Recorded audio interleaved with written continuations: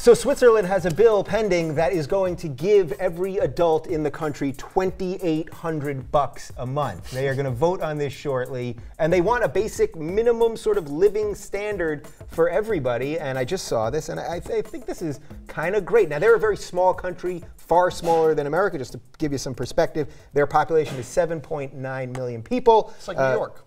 It's basically like New York. New York has 8.3 million. What do we have here? Like 300 million? Something like that. Million, yeah. So it's not. We can't really compare this through the American lens, because obviously they're much smaller and they can do things on a micro level that we could never do here. I think though, of the 300 million in Americans, I think 180 million of them are Mexicans taking our jobs. That's what I hear. Damn Mexicans taking our jobs. I was going to say it's just people on the LA freeways. That's right. Yeah. Yeah, exactly.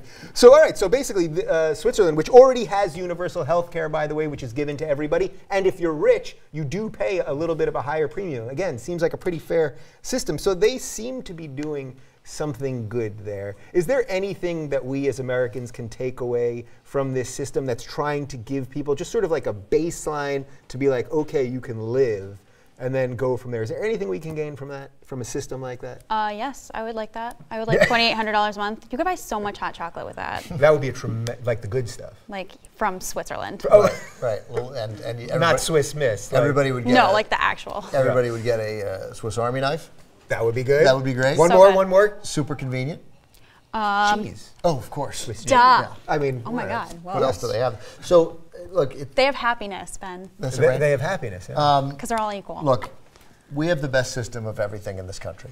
Our country is the best, and we can't learn anything from anyone else. Never. Yeah. We're exceptional. So, I don't know what kind of question I don't know what kind of America-hating slant you take it when we learn something from Switzerland. Fuck no. Yeah.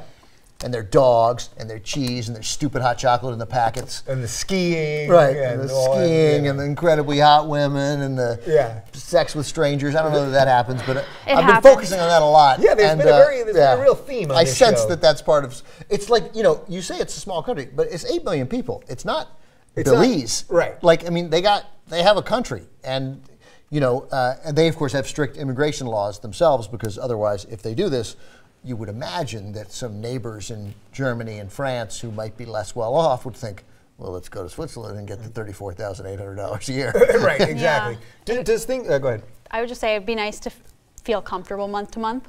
Just that alone. Just that fact, that'd be nice. That would be nice. Yeah. Do things like this ever make you think that the United States actually is too big to function? Because even if you look at everything going on in Congress right now, that our lives, say here in California, with obviously a more liberal set of beliefs than, say, a congressman in Arkansas or something, that this guy is still voting on the things that affect our lives when we really live, it's seemingly in another part of the world altogether. It's kind of crazy. Yeah, right? It feels like that. Yeah. Now I'm a secessionist too, or something like that. Look, states' rights don't interest me, and I mean, I would have so many more federal laws. Really?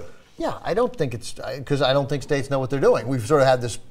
We presuppose that the states all make the right decisions. California's made a series of horrible decisions. Of course, we have this incredibly silly system of the referendums. Yeah. Where uneducated people, myself included, right. I go to the polls and I'm like, issue 7A, and I'm like, I don't know. Right. Well, isn't that like Prop 8's the great example of that? Because it was like, people still weren't sure after they left the booth. I voted yes on Prop 8. Does that mean I'm for gay marriage or against gay marriage? I think it meant you were against if you voted yes. There was a lot of compelling information that if the vote had been for gay marriage or against gay marriage, that for gay marriage would have won. Yeah. Right, so it's a silly way of doing things, and I don't think that because you can do something in one state, that it seems silly to me that you can't do it in another state. Yeah. So getting back to Switzerland for a second, do you think all these people are just going to stop working once you have if you just had a basic amount of money and could pretty much pay your rent and live? Would you just retire?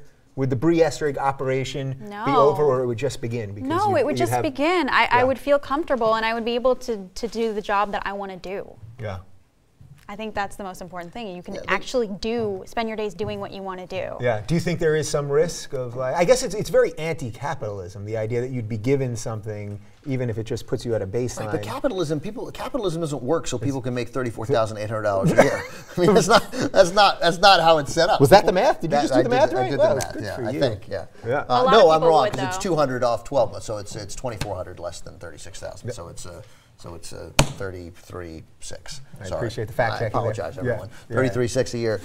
So no, of course, it's not going to stop the desire of people to get ahead. Will it stop some people? A lot of people. Yeah, and like there's that guy that Fox News jumped on a couple of weeks ago. That kid in here in Los Angeles, either in Manhattan Beach or maybe he was in Malibu, but he was taking government assistance. Oh, right. And spending all his money just eating pizza and surfing. And surfing, because that's what he wanted to do. And Fox was like, aha, this is what the people in the government do. Yeah. And like, yeah, okay, you found him.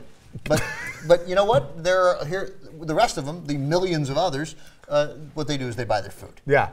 So there you go. I'll say this one right to the camera. Not all poor people are surfers, in case you don't watch Bill O'Reilly. Hey guys, the Rubin Report is brought to you by Coupon.com. You can get up to 75% off pet toys, chews, all kinds of treats, and more. The link is right down below. Click it and use code RR for 20% off your first purchase.